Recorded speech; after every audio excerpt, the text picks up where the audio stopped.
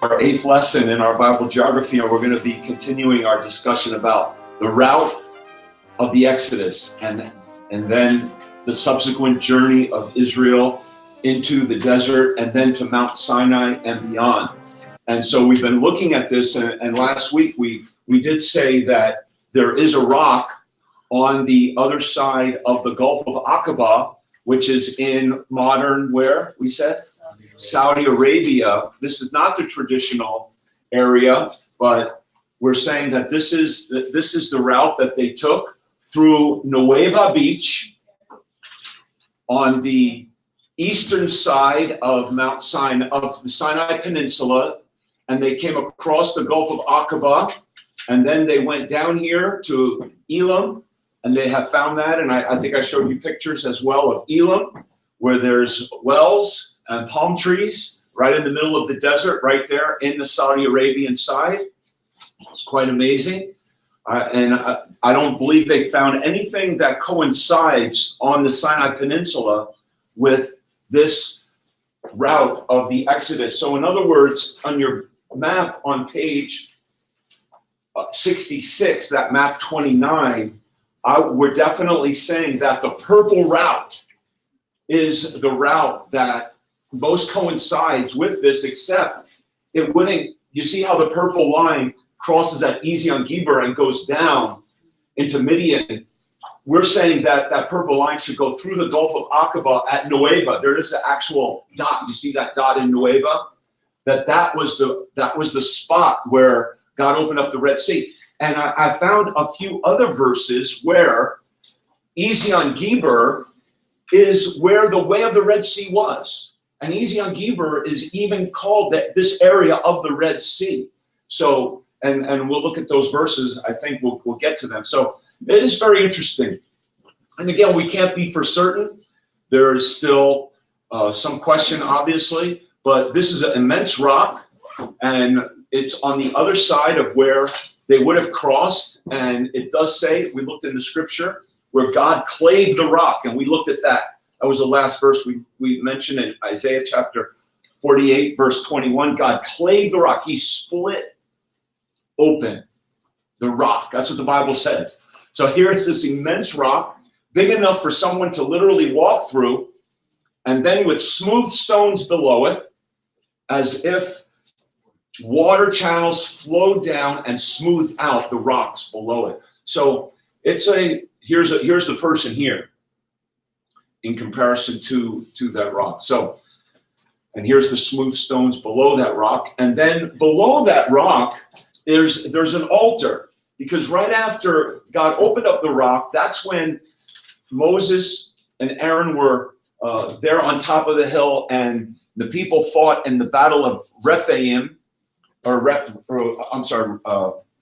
Rephidim, so that's the blank sea, Rephidim. So we're in Genesis chapter 17, by the way, in the battle of Rephidim.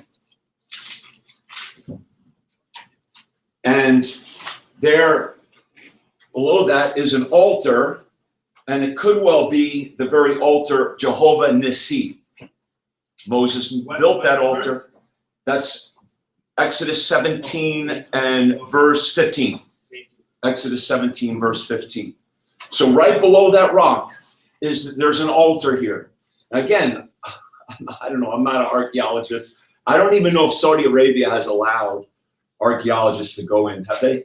You know, I'm not certain. I'm not expert on this, but there's a lot of interesting parallels. So then, as you move further now, as we continue this, in this area, again, we talked about the traditional view of Mount Sinai as Jebel Musa. Again, if you look at your map on page 66, in the Sinai Peninsula, the southern part of the Sinai Peninsula is Jebel Musa. That is the traditional site for Mount Sinai. Others believe Mount Sinai is Jebel el-Lawz, which is in Midian of Saudi Arabia. That this mountain, Jebel el-Lawz, is the real Mount Sinai. And that's not even on your map there on page 66. That's not It's not there. He does not consider. I don't know if it's anywhere in our book here. But this is Jebel El Lawz, and this Sinai area, again, this is in Saudi Arabia, and it's quite a, and the thing that, in the videos that I watched online, and each one pointed out that these mountains are burned at the top, and and God says that the mountains were smoking and they were on fire. And so, and as you can see, the other mountains in the area that are white, but then there's some that are seemingly burned.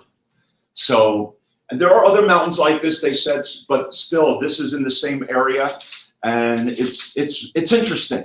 It's very interesting. So, now I want to look at a few verses. Is it possible, again, look at your map here, is it possible then that Mount Sinai is in this area of Midian, which is in Saudi Arabia, on the eastern side of the Sinai Peninsula, east of this Gulf of Aqaba? Is it possible that Mount Sinai is over there from the Bible? Just look at a few Bible verses with me here. If you look in Exodus chapter 2, if you go back to Exodus chapter 2, and in verse 15, Exodus chapter 2, verse 15, and who can read that for us? Edgar, please. Now when Pharaoh heard this thing, he sought to slay Moses. But Moses fled from the face of Pharaoh and dwelt in the land of Midian, and he sat down by a well. Okay, so here, when Moses fled from Pharaoh, he went where? He went to this land of Midian, and this is Midian, and it even says in your map, Midian is in this region east of the Gulf of Aqaba. This is Midian here. Okay, so that's where he fled. Then in Exodus chapter 3, verse 1, it says, now Moses kept the flock of Jethro, his father-in-law, the priest of Midian, and he led the flock to the backside of the desert and came to the mountain of God, even to Horeb. Now Mount Horeb is also Mount Sinai. So point one under that is Mount Horeb, which could well be a Midian, because this is where Moses kept the flock who was living in Midian, and this is spoken of throughout the wilderness wanderings. I put a few verses there. If you look in Exodus 17, verse 6, for example, and that's just where we were when he smote the rock. It says, behold, I will stand before thee there upon the rock in Horeb. So that's right where they were before they came to Mount Sinai and where the rock was smitten, in this very region of Midian. So it seems that Israel was not in the Sinai Peninsula, but they were in Midian at that point. And the other verses, why don't we just look at, go to Deuteronomy chapter 1 and verse 2. And Micah, could you read that please for us? Deuteronomy 1, verse 2. There are 11 days' journey from Horeb by the way of Mount Seir unto Kadesh Barnea. Okay, so again, Mount Horeb, 11 days' journey from Mount Horeb by the way of Mount Seir. And we're going to come into this mountain also. This is definitely in the region of Edom by the way of Mount Seir. Now look at on your map on page 66. It's right here, and you see Edom is in that, on that same eastern side of the Sinai Peninsula, but north. So it's in that region, and that's where they were going on their way to Kadesh Barnea. So that would seem to also fit that Mount Horeb is in Saudi Arabia. Okay, so Horeb is where Moses received the commandments of stone and where Israel worshiped the golden calf. Deuteronomy 29 and verse 1. Deuteronomy 29, verse 1.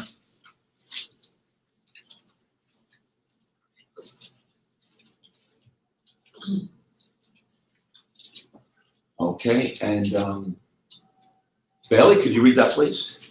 These are the words of the covenant which the Lord commanded Moses to make with the children of Israel in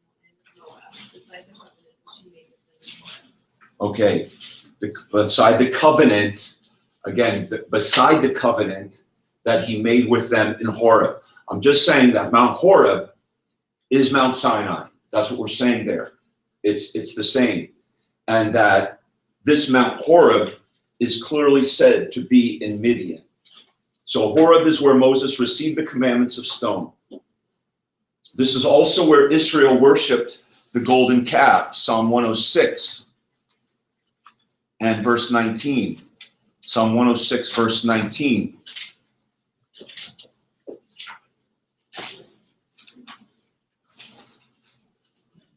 And now, who has that verse for us? Then he made a calf in Horeb and worshipped the molded image.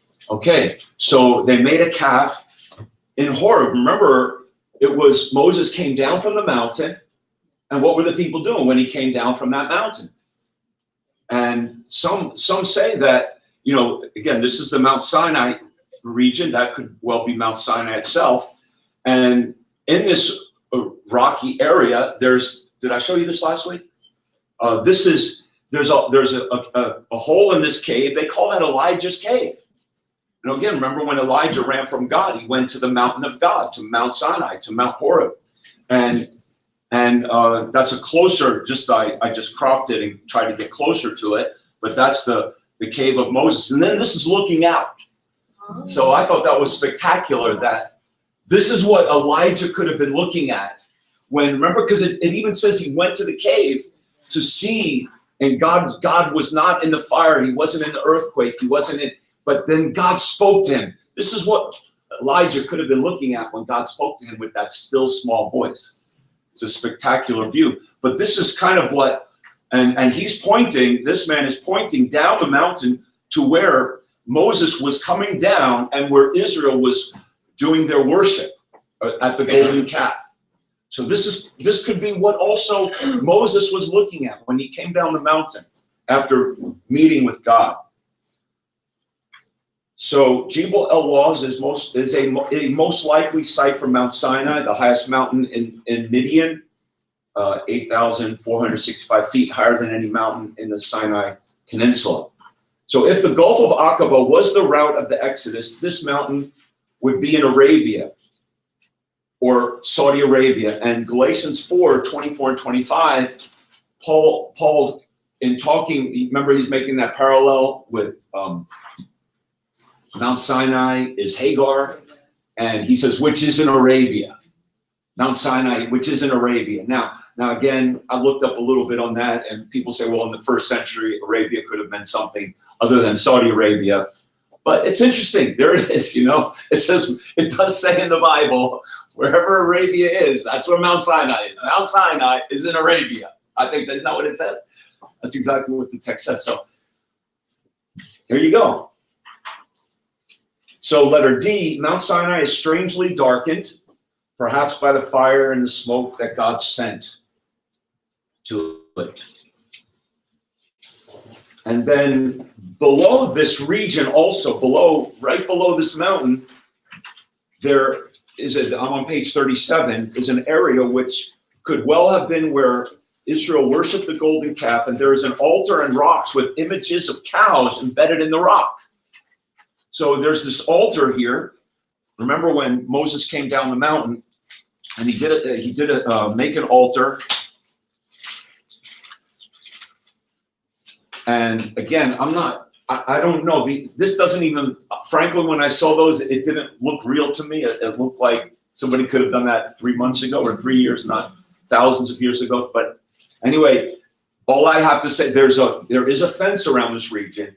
And Saudi Arabia, it does say it's a historic site. They're excavating it, but no one really is. And they will shoot guns at you if people do try to go in here. So nobody's really gone into, but these are some of the rocks there. And I got this on a video called SinaiInArabia.com if you wanted to look at that. And there are also some very interesting, I saw one 30-minute video if you wanted to go on YouTube. It's very interesting, and it's a possibility. But this is the region itself. It's very beautiful, and still this is the kinds of scenes and sights that Israel would be seeing, in their wilderness journey. This is the kind of region they were in, where obviously water and food would be such a commodity, Can you imagine living in such an environment, a harsh, dry environment? It must have been so difficult. Cannot imagine life without groceries. We can't imagine life without a grocery store, 7-Elevens or Dunkin' Donuts or Chick-fil-A's. I had to say that in there for Chick-fil-A. Okay.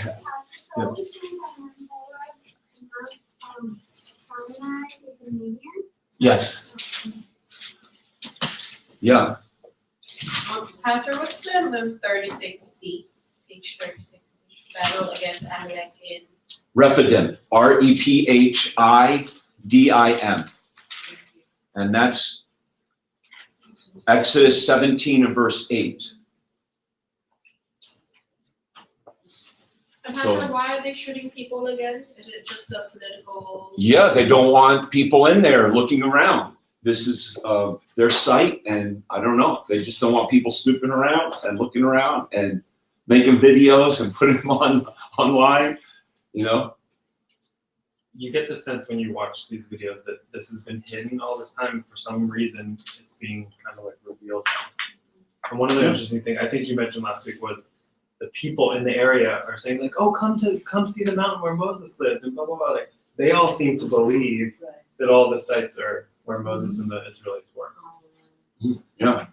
And one of the videos was just put up in December 2018, just a few months ago, and it went viral when it was put up. And so we have to Google what to watch this video? I would say just go onto YouTube and Google Route of the Exodus through Gulf of Aqaba. Aqaba is the best spelling for it.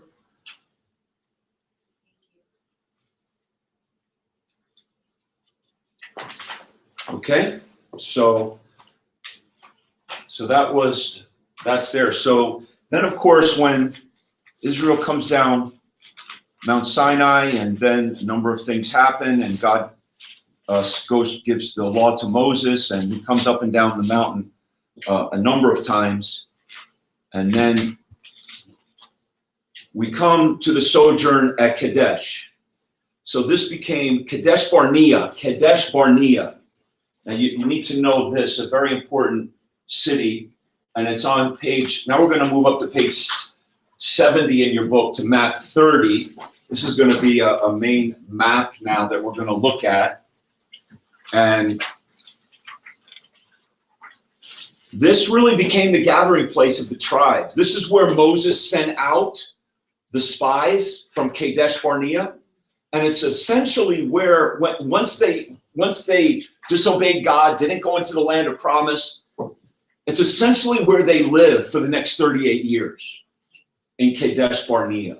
So that's an important city. You want to circle that on page 37 in your notes, on to Kadesh Barnea. And we're going to go now to Numbers chapter 13.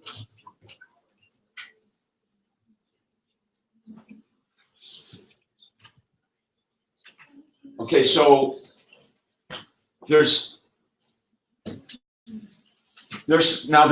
also some doubt as to where Kadesh Barnea is. Our book and this map has Kadesh Barnea kind of south and west of the wilderness of Zin, south of the Negev. Again, kind of centrally located in what, if you go kind of down the center of Israel and south, this is where he locates it. But again, in looking at some of these verses and looking at something online here, I did find this, that they pinpoint Kadesh Barnea pretty much straight south from the Dead Sea. And if you notice in your book, remember how the Jordan Rift Valley is that, it's the valley where the Jordan River is leading to the Dead Sea. But below the Dead Sea, remember the Dead Sea doesn't, it ends. There's no water that comes out of it. That's what they call it, the Dead Sea. But there's another valley, so that Rift Valley kind of continues. But What's the name of it below the Dead Sea on your map, page 70 there? What's the name of that valley? The Araba Valley. So basically he's saying that this Kadesh Barnea is south in that Araba Valley region. And I think there's good reason for that, but we'll look into that a little bit.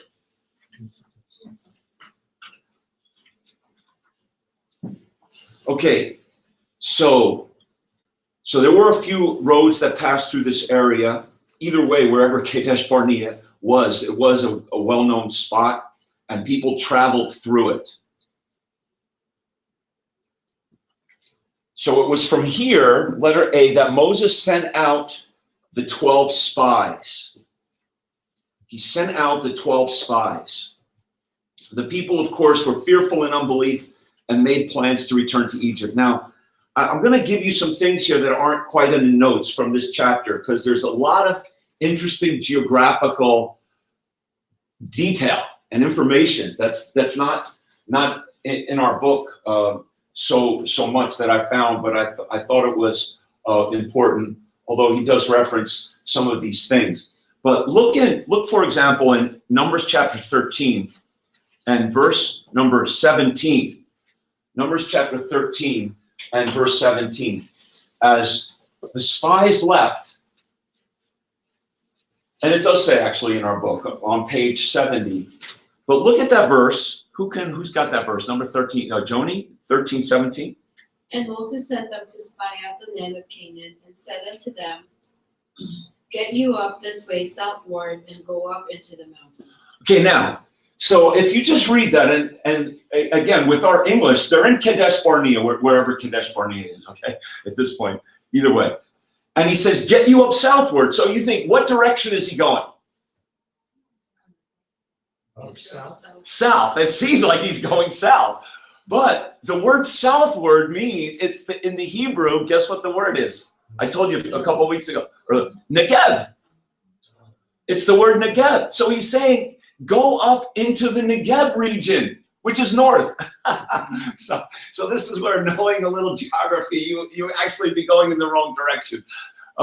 So he says, get you into the Negev. Obviously, they're going to search out Israel, which is north of Kadesh Barnea, with however you slice it. So I thought that was pretty interesting. Okay, so he says, get you up this way into Negev and go up into the mountains, into the hill country. Okay, so that makes sense, because go up into the Negev, which is that desolate region, desert, and then go up into the hill country. See what you find. Okay, so now look in verse 21. And so it says, so they went up and searched the land, and notice again this detail, the description, from the wilderness of Zin, which is north of, here's Kadesh Barnea, wilderness of Zin would be north of it either way, to the wilderness of Zin, and Rehob, as men come to Hamath. Now, so look at your map on page 71.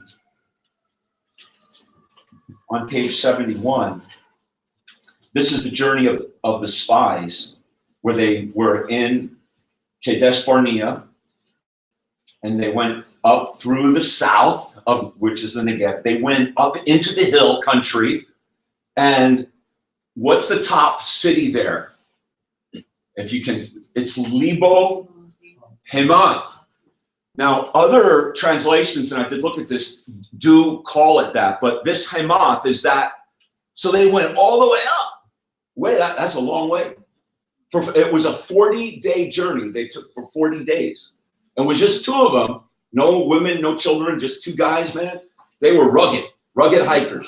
It's like when we were in the Philippines, right? They could make time, you know? So they went all the way up to the northern reaches. And notice now when they come back, you know, and we remember they come back with these big grapes with the fruit, which means they went probably during the summertime, right? When there's fruit on the trees and grapes.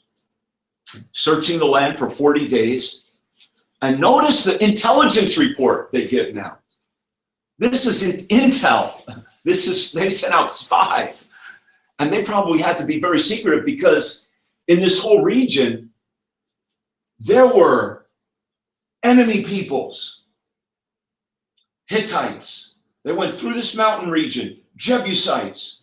Amorites. They went up further. Girgashites. The Hivites. They went up into this region, even above the Sea of Galilee. So they had to be very secretive. I believe they camped in areas where they were not seen. And then when they came back, notice the report they give. In verse 28, it says, the people are strong that dwell in the land. The cities are walled.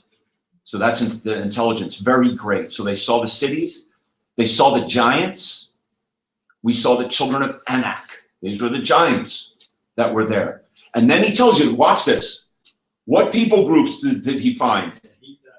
The first one, Amalekites. Now look at the Amalekites are south. If you look even on your next page, you see on page 72, you see at the bottom the wilderness of Zin, because actually they fought Amalek already. They fought some Amalekites in the Rephidim, but you see Amalek is in that region, the southern part of Negev. Okay, so they said the Amalekites dwell in the land of the Negev, the south. Negev is south.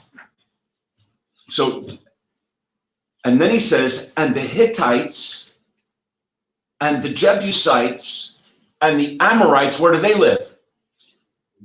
In the mountains, the hill country. So watch this, look at this. Who lives there? The Jebusites. He says, I'm sorry here. The Hittites, yep, the Hittites are here, and the Jebusites and the Amorites. They live in the hill country. And then he says, and the Canaanites dwell by the sea. And they over here more in the valleys.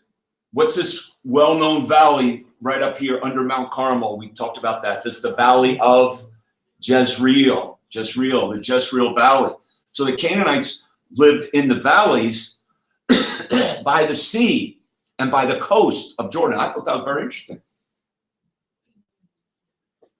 Geographic descriptions. They give the that's intelligence report right there. That's why he sent out the spies, to know where were the people groups living, what people groups were there, where were they inhabiting.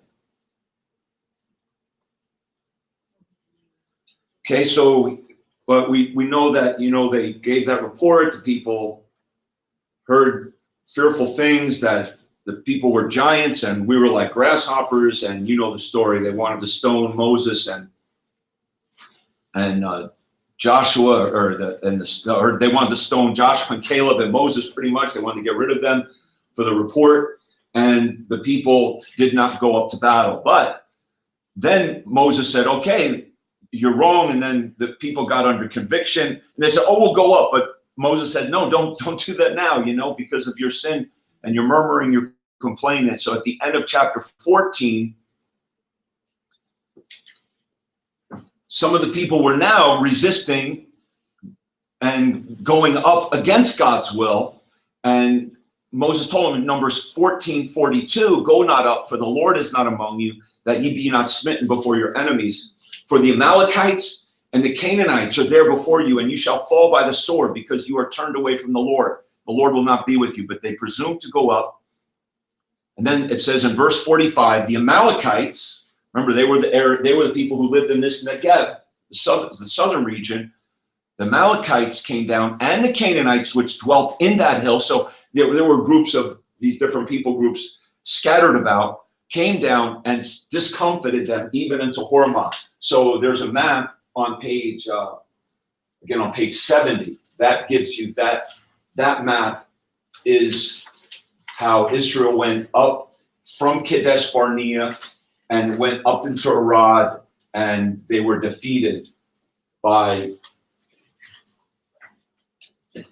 the Amalekites and the Canaanites there.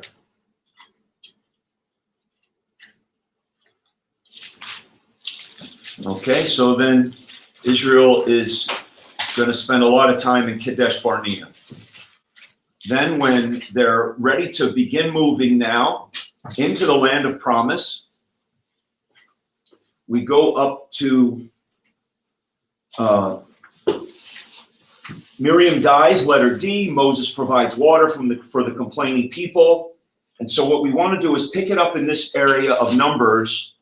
And again, I found some other things since I gave you these notes that I thought were pretty interesting. So if we look, please, in Numbers and chapter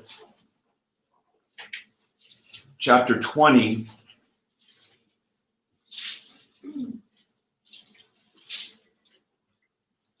Okay, verse 14. Let's pick it up here. Numbers chapter 20, verse 14.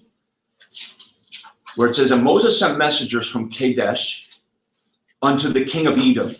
Thus saith thy brother Israel. Remember now, the Edomites were who? The descendants of Esau. And where do the Edomites live? They live in Mount Seir, and you could see in the southern region. So the Edomites are here, the Moabites are here, the Ammonites are here. And look, a review. Edomites are the descendants of Esau. The Moabites and Ammonites are the descendants of Lot. Okay, very good. Good. So these are really people who are their relatives. So he's like, let's go. Let's see if the Edomites will let us cut through to their land. So that's basically the request. And he says, hey, brother, good to see you. I haven't seen you for a while, you know. Been kind of stuck in Egypt for a few years, you know. Oh, we're back. Whoa. Remember when Jacob met Esau that first time? It's like, here was another meeting. Like, where'd you come from? Oh, there's more than 400 now. There's like 2 million of them.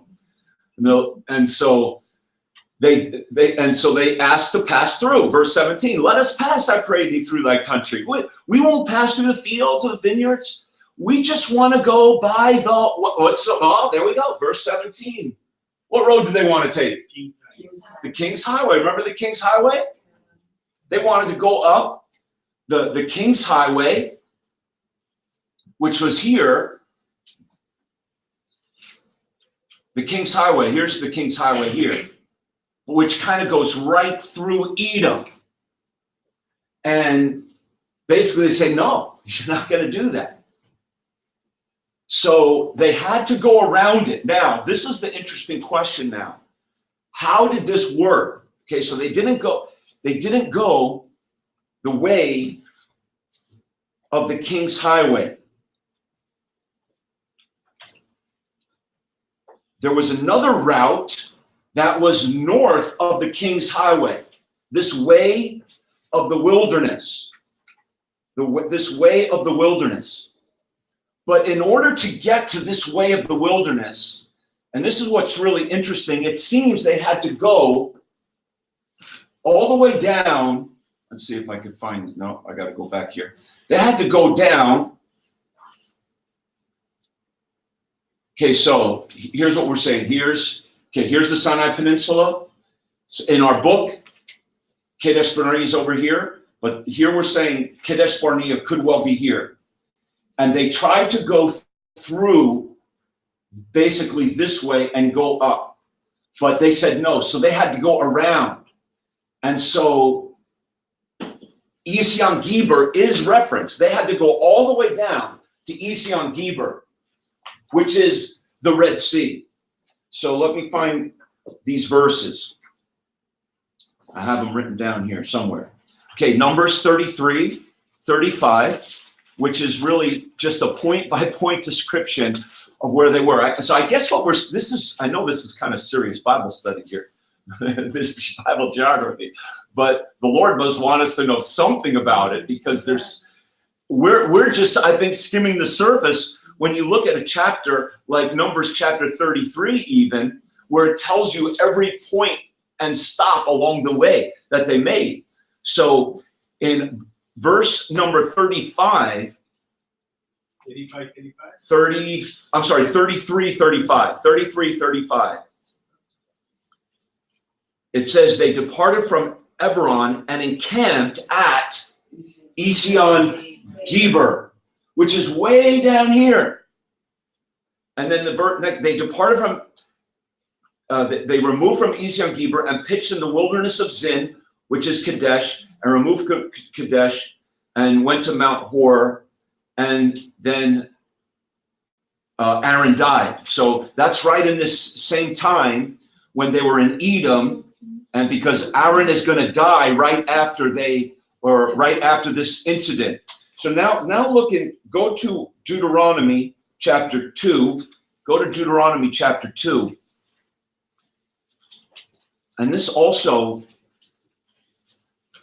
gives you this journey of Israel from Kadesh. Now they're heading to the promised land. So it says, the very last verse of Deuteronomy 1, I'll read these verses. It says, so ye abode in Kadesh many days according to the days that you abode there. That's the last verse of chapter 1. Chapter 2, verse 1. Deuteronomy, you all with me? Yeah. Good? Okay. Deuteronomy 2:1. Then we turned and took our journey into the wilderness by the way, notice this, by the way of the Red Sea, as the Lord spake unto me, and we compassed Mount Seir many days. So now, this is why I think this could well be a better spot for Kadesh Barnea. First of all, it says the way of the Red Sea. It would seem that road would lead you to Ezion Geber, the way of the Red Sea. This was called the Red Sea, this valley of Aqaba. And it says we compass Mount Seir, which is in Edom. And again, Edom is you can see on your map, I'm on page 72, you see on your map there, this is where you want to be now, on page 72, map 32. So, and these are the different routes even. So the book is not settled on what was the route of Israel from Kadesh Barnea to the promised land. There's these different possibilities. Of these, I think, in our book anyway, the red line is the best way because they couldn't go through Edom. But I think Kadesh Barnea is too far west. It should be moved in a little bit over here, and because they tried to go through Edom here, they couldn't. They had to go around, and it says they took the way of the Red Sea, compassed Mount Seir, and the Lord said, you've compassed this mountain long enough, turn northward. So now they're going to go north, and it says you are to pass through the coast of your brethren, the children of Esau, which are the Edomites, who didn't want them to pass through. And he says, and they shall be afraid of you. Take ye good heed to yourselves, therefore, meddle not with them, for I will not give you their land, and so much as a foot. I have given Mount Seir to Esau for a possession, and so forth. So I'm going to go down to verse 8. And it says, and when we passed by from our brethren to the children of Esau, which dwelt in Seir, through the way of the plain from Elath, and from where? There it is, Ezion Geber.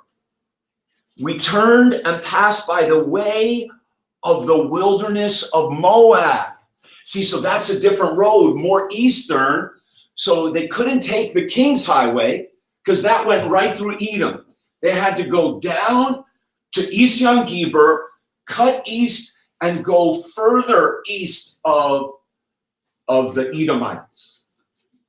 So I really think Kadesh Barnea is there myself from that reading.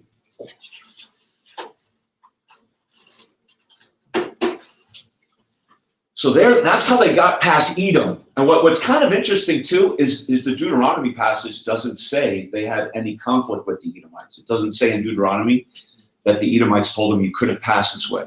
But it tells us that in Numbers. Interesting. In Deuteronomy, the emphasis is on don't meddle with them, just go around them. That's what God told them.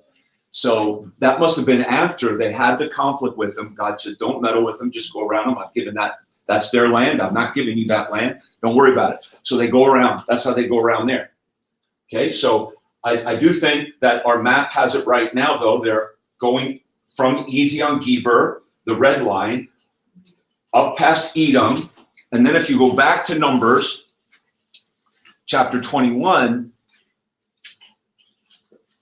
there's a conflict with the Canaanites. We're going to skip that. But notice this now. This makes a lot of sense. Look at verse 4, Numbers 21:4. I think let's get a little meat here. Hopefully some meat for your heart, some food for your soul rather than just places. But I think looking at this geography and seeing how Israel, can you imagine being with 2 million people and you've got to go all the way around like that? I mean, can you imagine the complaining? Like, when are we gonna go? We complain in a car, we complain when the train breaks down or whatever. So look at Numbers 21:4. What does it say? And they journeyed from Mount Hor, which is in this area of Kadesh Barnea and Seir, right? And by the way of the Red Sea, to compass the land of Edom, and the soul of the people was much discouraged. Why? Because of that way they had to go. They didn't like that way. So that makes sense. I think we would have fought discouragement too. And that's when the snakes came and bit the people, and they had to look in order to live. Okay, so as we continue on now, they're going up, they're past Edom, and now they're going to face the Moabites. Look at verse 13. And from thence they removed and pitched on the other side of Arnon, which is in the wilderness that cometh out of the coast of the Amorites. For Arnon is the border of Moab, between Moab and the Amorites. Isn't that a blessing? Look at that. That's a lot of detail. A lot. Can you imagine all that detail? So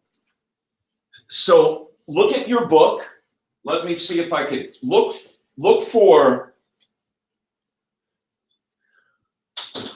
right in the middle of the Dead Sea, on the eastern side of the Dead Sea. You see the little river? It's called the Arnon. See that? That's right in the area of Moab. Okay, now go up further, go up right around where you see Gilead, again on the eastern side of the Jordan River. Yeah. You see the Jabbok? Remember Jabbok? Who fought at Jabbok? Jacob fought the angel of the Lord. So just now watch from Arnon to Jabbok. Arnon to Jabbok. You see that distance? Okay, so Israel is going to send messengers in verse 21 to Sihon. Now watch this. I'm going to throw you for another loop. He's the king of who? The Amorites. Now, where do the Amorites live? Let's see here. Look where the Amorites live. They live on the other side of the Jordan River. But look what it says. Okay, just keep that in your mind. So Israel sent messengers to Sihon, king of the Amorites, who's living over here where the Moabites live. How did he get over there? How'd the king of the Amorites get over here? Well, it actually tells us. And it says, let's pass through. We want to pass through to this Sihon.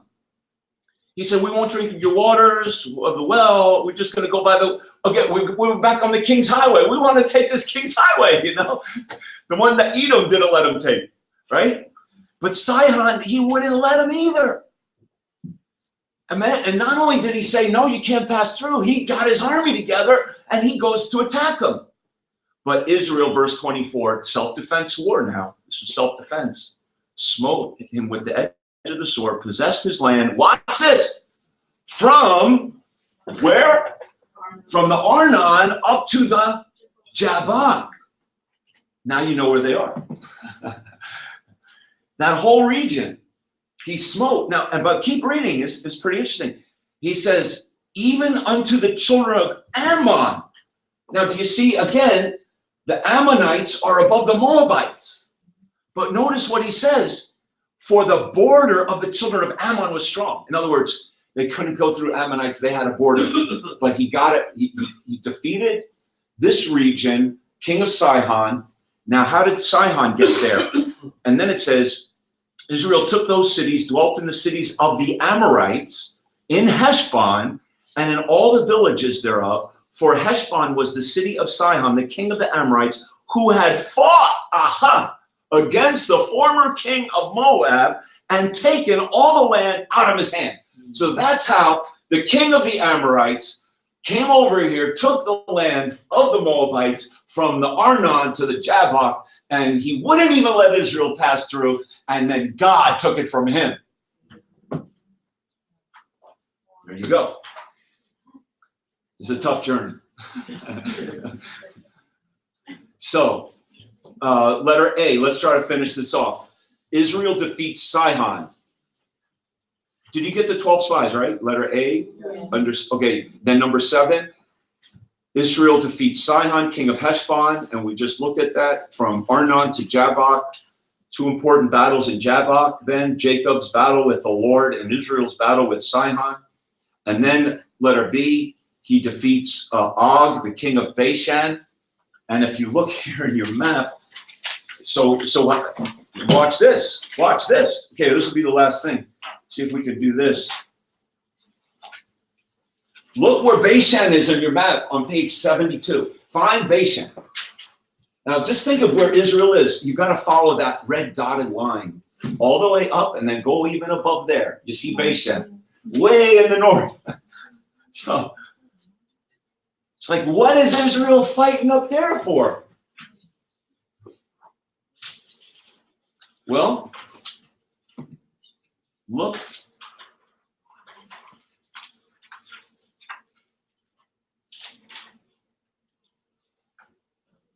Let's see, where did it go? 21 verses 33 to 35. Here it is. Look at Numbers chapter 21, verse 33. It says, they turned and went up by the way of Bashan. And Og, the king of Bashan, went out against them, he and all his people. Oh, I'm sorry, even before, I'm sorry, I meant to read verse 31. Go up to verse 31 of Numbers chapter 21. It says, that thus Israel dwelt in the land of the Amorites. So they were living in this land where the Amorites had taken from the Moabites. They were living over here. And then it says, Moses sent a spy of Jazer, and they took the villages thereof and drove out the Amorites that were there. And they turned and went up by the way of Bashan. And Og, the king of Bashan, went out against them. So Moses sent out a spy all the way up into that region of Bashan.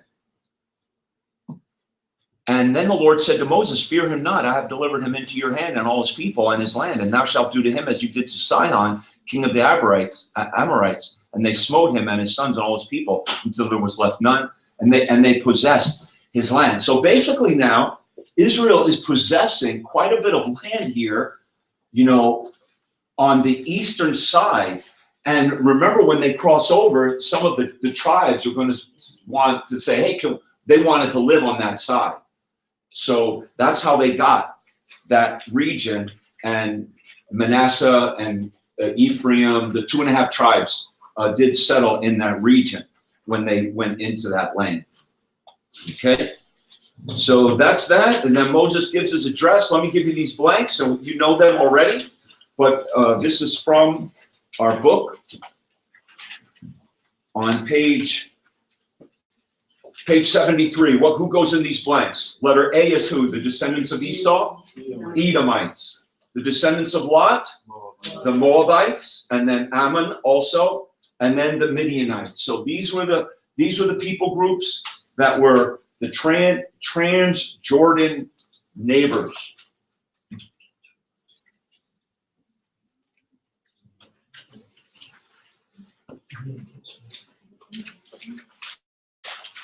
Okay, Midianites.